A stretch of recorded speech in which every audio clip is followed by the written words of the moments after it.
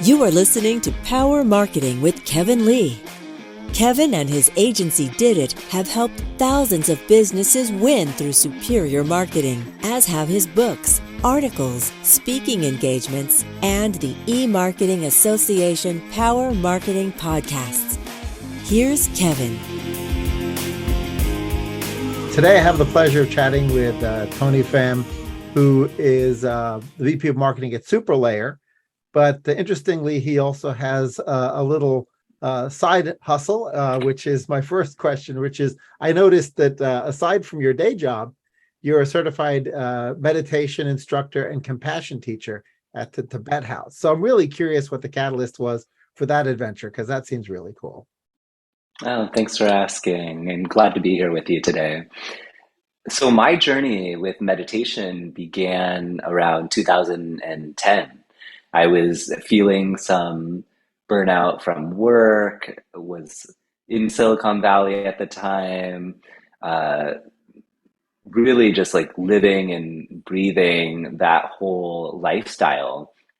And I recognized there has to be something more than this. And a friend suggested to me, I haven't done it myself, but you might want to consider going on a 10-day silent meditation retreat. Without thinking too much about it, I said yes and just jumped in. It was very challenging.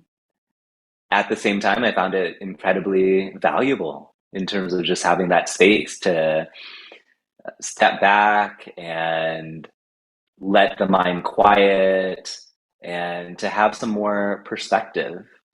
And fast forward today, I am very fortunate, and it's an honor to be able to teach others as well when it comes to compassion and meditation, uh, things that I personally find to be very beneficial when I'm working with my colleagues. I especially in tech, especially in Web3, there can be a tendency to feel like everything is a fire, and with my practices, I'm much less likely to react that way. That's very cool. I'm a huge fan of compassion and of giving. Obviously, my nonprofit, I named it Giving Forward, which was sort of a bit of a play on pay it forward and giving back at the same time. So that's really cool that you've gotten into that. So jumping to SuperLayer, like not everyone knows what a Web3 venture studio does. So what's your elevator pitch to your constituents as to what you guys do? Right. So as you said, SuperLayer is a Web3 venture studio. Our founders, our managing partners are Kevin Chu, Mahesh Valenki. Between their operational and investing experience, they have multi-billion dollar valuations. And they came out of Forte, which is a blockchain gaming company they co-founded. Kevin co-founded Kabam, which was a gaming company that sold for almost $1 billion. And so with that and this team that they've assembled, including myself, we're able to bring this depth of experience across so many aspects of Web3 that are actually quite challenging for many startups, founders, projects, whether that's compliance, go to market, token economics, partnerships, whatever it may be. And so we bring our expertise, we come up with the ideas, we're able to partner with founders and founding teams. And then we also are able to contribute partnerships. We recently announced a strategic partnership and investment from Polygon. And so it really is this superpower of helping people to go to market, take them from 0 to 1, being side by side for them. So it's not just the investment money, it's not just the resources, it really is, in many ways, we are part of the journey and building alongside them. And we're very fortunate to have investors like Mark Andreessen, Chris Dixon, Paris Hilton, Gary Vaynerchuk, Joe Montana. So some big names that are believing in what we're doing here. And already within a year, we have over 2 million users and 200,000 daily active users on chain. So things are going well. Yeah, that's really cool. And it sounds like you guys are bridging both incubating your own stuff, but also investing in others ventures and platforms, and that you're investing not just the money, right, but the expertise and the guidance, and I think that's really critical to this success. So, always in the venture community and angel community, you talk about like smart money versus dumb money, right? So you guys are obviously the smart money that comes along with the additional expertise, but you can't seem to find any one definition of sort of Web3 begins where it begins and ends, right? Because you've got blockchain, you've got cryptocurrencies, et cetera. So for the purposes of what you look at from a deal or investment perspective, have you put up certain guardrails of like where you think your wheelhouse is with regards to Web3, where maybe other people define it differently? Sure. I would say, and this may be familiar to you and some of your audience, but I think it's helpful to frame it within the context of Web 1 as just being read only, static pages, GeoCities back in the day, Web 2 being more read write, user generated content, getting into blogging, social media. And now when we're talking about Web 3, it's distributed ledger technology, blockchains, cryptocurrencies, smart contracts, DAOs and NFTs. So within that, I would say super layer, while not limiting ourselves to anything, we feel like our strengths and our interests really lie in the social token space. And that's why you see some of our initial projects like Hotline and Talkie. Those are foundational to how do we utilize tokens to create more efficiency and more impact and value in different consumer use cases. That's really interesting. I noticed that folks, not just consumers in the ecosystem, but folks in marketing, folks in tech, they sometimes conflate blockchain and cryptocurrencies, right? And then, of course, tokens sort of sit between them, and the smart contracts are part of certain tokens and not all. So, it's fascinating to see how everyone's sort of absorbing these platforms and trying to understand what they are. So it sounds like the tokens are really a primary focus of yours, and they of course sort of bridge over and have certain currency like elements, but also can be part of a social construct. Exactly. It's for us, it's very much about what is the utility, what is the value that's being delivered. To your point, this is such a new space. We're all learning, right? And so it's understandable that there's some confusion. Blockchain, I think of as the underlying technology. And then we start talking about what are the use cases that we can build on top of that, such as tokens. And so when it comes to social tokens, I think there's a lot of potential and opportunity there. And I think, for example, with Talkie, which is a Web3 social network, we're shifting away from this model of a Web2 social network in which creators post content, advertisers then monetize off of it, to instead allowing the community to reward one another with these tokens, whether that's you're the poster or you're just making a comment on it. So it's shifting the economic framework in which we're relating to each other within Web3. So I really like that because you sort of moved a little bit into the DAO-like area, but without sort of the complete DAOization of the network, right? Where the token still becomes has elements like a currency, as a reward currency or as a social proof currency, and I think that's really cool. The other thing that I'd love to learn more about as it relates to these areas, I think one area where so old sort of Web2 social networks fail is in the potential anonymity and bots, right? So it would seem to me that once you move to a tokenized social network, that you could layer in validation of identity, you could layer in a lot of the kinds of checks and balances that would alleviate some of the concern as to bots, right? Has that been a part of the focus, or is that just sort of a byproduct of doing it in this way? Yeah, that's a great thread. For me, I think privacy, security are big pillars and huge values in terms of Web3. I don't think it's always the case that anonymity needs to be conflated with those two things. You Okay. don't necessarily have to be anonymous to have privacy and security. And I do believe that digital ID is a huge opportunity ahead of us. And uh, one of Superlayer's goals, actually, you mentioned a bridge, like we aspire to be able to help bring the next 100 million people into Web3. In Mhm. order to do that, I think that requires a lot of education. Of Right. course, you want to keep it fun and entertaining, and you want people to feel reassured and have a sense of safety with that. And I think in certain use cases, like a social network, it can make a lot of sense to have identity be a part of it and that validation. Yeah, it's really interesting. I hadn't really thought about it till you mentioned sort of that next 100 million people, but it seems like the early adopters are probably the more nerdy people, right? And you want to be able to make this accessible to the more of the general population in order to reach that tipping point. So, what do you think of the headwinds that you're facing with regards to making it super easy to use, and you know the how you're trying to overcome that requirement that you be geeky? Sure.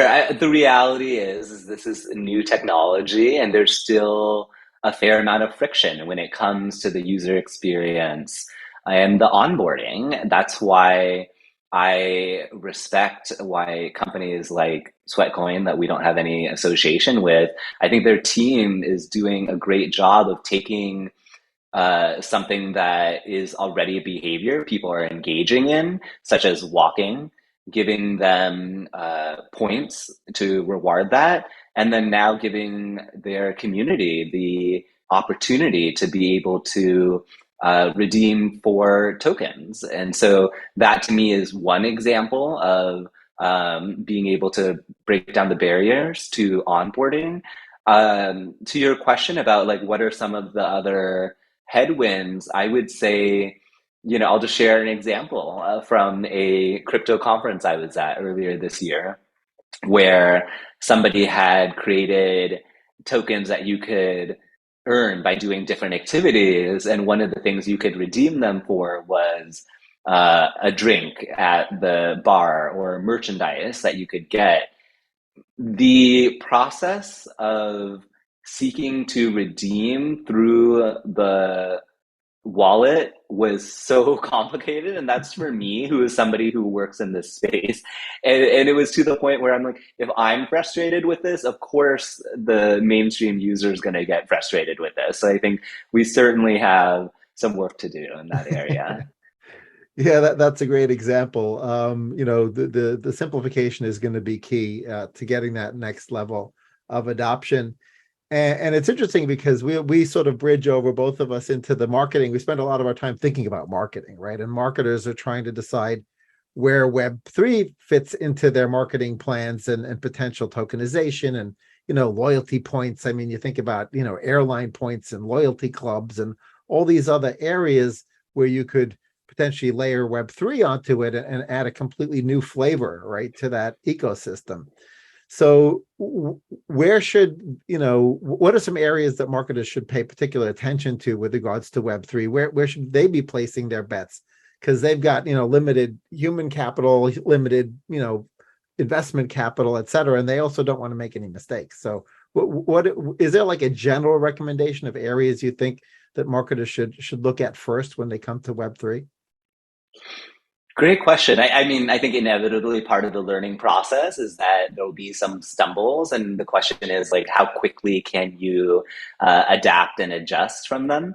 I think one thing that comes to mind for me is look at what some of the bigger brands are doing, and they're investing significant resources, and what can you learn from that? For example, Starbucks recently announced that they're going to go big into crypto in terms of their loyalty program, and everybody is paying attention to that. So I think what they're doing is certainly going to be really compelling. They're partnering with Polygon, which is also a partner of Superlayer. So I think that's another aspect of this is think about who are your Web3 ecosystem partners and really take the time to vet and assess who is going to be a good match for you in terms of the resources and the support that they're able to provide. I think when we look at NFTs, for example, Nike has done very well in that area. So again, this is something that other folks that might be less resource, more risk averse, pay attention to that. But Nike's NFT related projects have generated over $185 million in revenue already. That's significant, right? That is an indicator that this is something that marketers want to be educated and informed about, whether or not it may or may not be the right fit for your particular line of business. And then I also think it's really important to just consider what is the internal organizational sentiment. Are there enough stakeholders and champions that are bought in? I think sometimes it can be easy for an innovation team to get really excited, but at the end of the day, what are the questions that are going to come from your general counsel and your CFO? And is the revenue sales team going to ask, well, if marketing is working on this, how are you still going to support our bread and butter programs, our existing revenue streams? And so these are all things that are important to think about. So do you think that having an internal skunk works at some of these brands is a useful way to sort of hedge risk, but also take advantage of opportunity so that they don't take their eye off the ball of what's driving revenue and sales now, but they can still experiment for the future and try some new things? I think it can potentially be. Honestly, we do get a lot of inbound from different businesses and companies, particularly because Superlayer brings the Web3 expertise that's pretty hard to find and is very critical. And so in being able to partner with us, that helps to de-risk them in so many ways. And it's easier in some ways to say, okay, like we want to go to the Web3 experts and really make sure we think through this intelligently. And so whether a company has an internal skunkworks or not, we often find that they still will want to partner with us. That's cool. That's cool. One correlation I've noticed, and I'm not sure if it's just a correlation or if it's causation, but it seems like the brands that are having at least the early successes are brands that already have a very strong emotional connection with their consumer, right? And as I sort of think through in my head, like what kinds of brands have emotional connections with their consumer, certainly Starbucks and Nike would be on that list. And then you've got some other brands that may or may not be active in Web3, but I think about like the ultimate levels of sort of emotional tie-in would be like Harley Davidson, right? These people get tattoos of their brand on people for free, right? I mean, what other brands get that, right? Nobody reaches quite that bar of brand passion. And it'll be interesting to see if that continues to be the trend, where the brands that are already so strong and have an emotional connection to their consumers end up being the ones that are able to deploy Web3 more effectively than a brand that doesn't have that. Any thoughts there? Yeah, I agree with you. That makes a lot of sense to me. I think whether it's the Web 1, Web 2, or Web 3, that emotional connection is key, especially in Web 3. Community is paramount. This is no longer the let's come up with an idea, let's test it out with a focus group, and then see how it goes. In Web 3, it really, businesses, DAOs, whatever your structure may be, it's driven by the community. And how can different organizations and products and services meet those communities where they are? One of the great things about Web3 is there's many DAOs, which you referenced earlier, decentralized autonomous organizations, around a variety of passions and interests. It might be around a sports team, it might be around hiking, whatever the case may be. And I think that represents a potential pathway to be able to really spark and build upon existing passions and interests in a authentic way. It's fascinating. It never occurred to me until you just mentioned the sort of highly niche, passionate communities. But I guess some of these DAOs are sort of the next generation of Reddit, right? Because when you think about Reddits and subreddits and how niche they get, right, and how passionate they get, it seems like some of those same passion areas are manifesting themselves as DAOs. Yeah, I think that's a really interesting way to think about it. Absolutely. And you mentioned Reddit. I know I've read some things about how they're also investing in Web3 and cryptocurrencies, and I'm very keen to see how that all develops. Yeah, absolutely.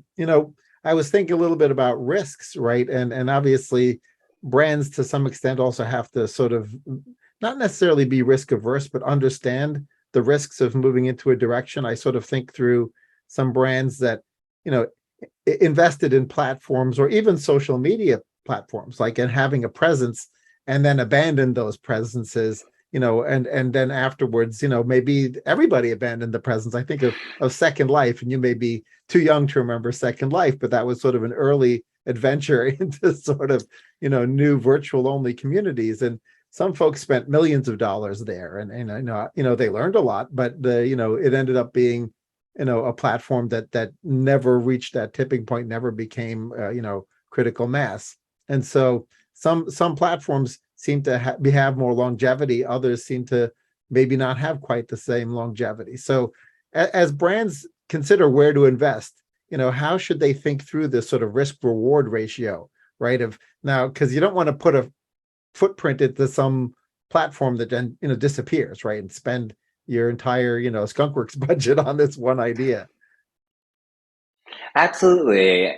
Great question. I think that goes into looking at the larger market landscape, benchmarking against competitors, seeing how other folks in your vertical are also allocating.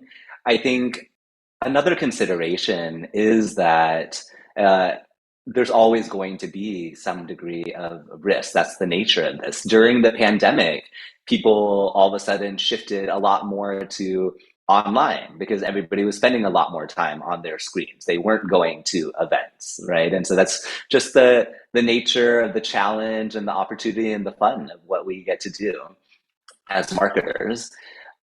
For me, there's also an awareness of how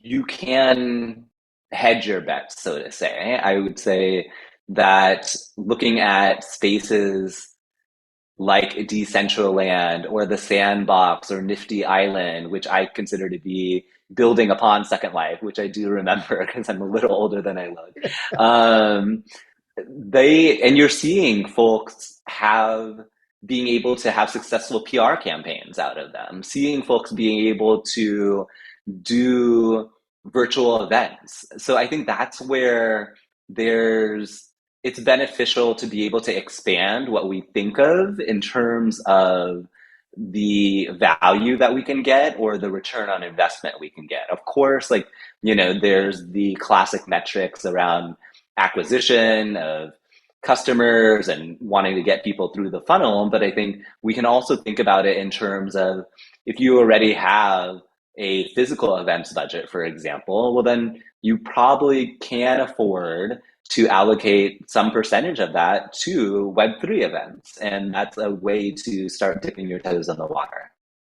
Yeah, that's an excellent point. That by having a holistic set of KPIs to measure your success against, including earned media KPIs of visibility or brand awareness, that allows you to more effectively sort of score your success and look for the proper KPIs whenever you're engaging in this. I noticed Absolutely. you've spoken at a bunch of in-person events and virtual events recently, and having had a chance to speak to a lot of different marketers. So given what your conversations are with them, what has you excited over the next year? What has me excited is I think marketers in general are always interested in learning and keeping up with the changing times and how to meet audiences where they are. And so, with that as the North Star, then that gives us the energy to be able to explore different channels and platforms, such as Web3. Like, I appreciate that marketers are much less likely to say, like, Oh, I don't know what's going to happen with that Web3. I'm going to, sit it out because we've been through this so many times. We all remember when social media started out in like 90s, early 2000s, and some people said, who knows what's going to happen with that? That might be a fad. And fast forward to today, and many major brands and businesses invest significant amounts of money into their social media. So I think marketers as a whole are quite savvy and smart. And I love hearing from colleagues in a variety of industries in terms of how they're approaching Web3. Yeah, that's some sound advice, and it is super exciting.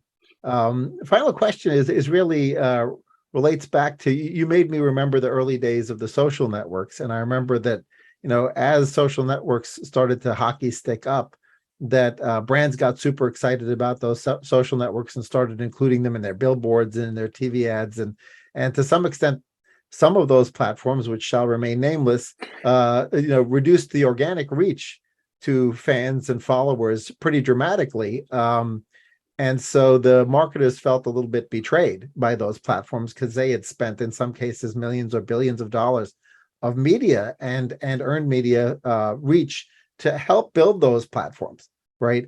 And so, but yet I look at the Web3, and some of the options in Web3 seem to actually hand control back to the marketer, back to the brand.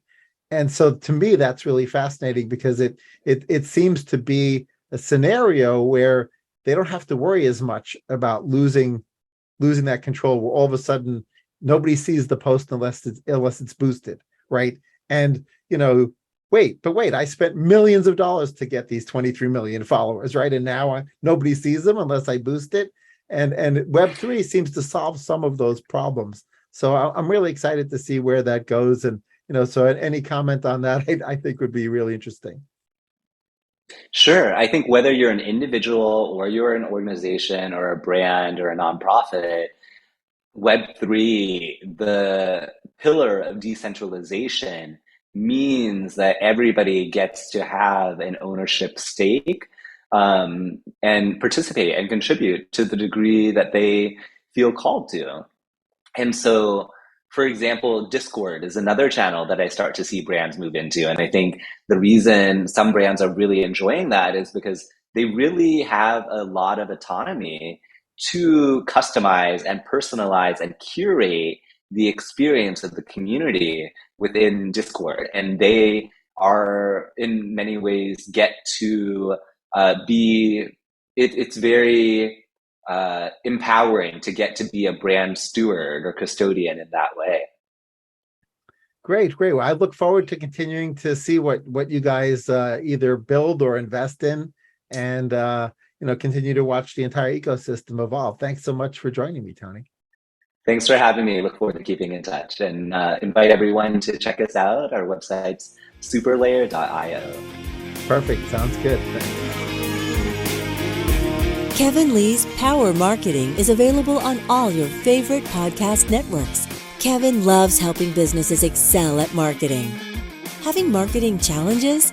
Just like Santa in The Miracle on 34th Street, if Kevin can't help you, he'll know someone who can. Find him on LinkedIn, subscribe, or follow.